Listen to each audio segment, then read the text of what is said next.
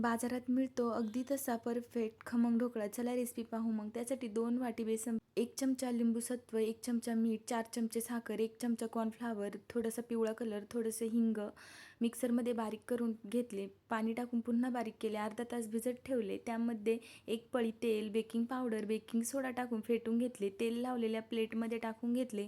अर्धा तास कढईमध्ये वाफवून घेतले.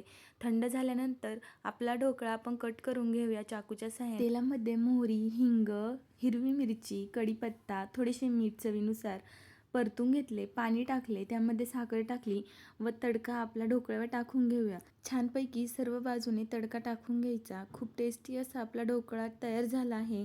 जाळीदार, स्पॉन्जी, मस्त असा बाजारात मिळतो अगदी तसाच चवीला त्यापेक्षाही खूप छान लागणारा ढोकळा 2 वाटी बेसन पिठामध्ये खूप सारा तयार झाला आहे.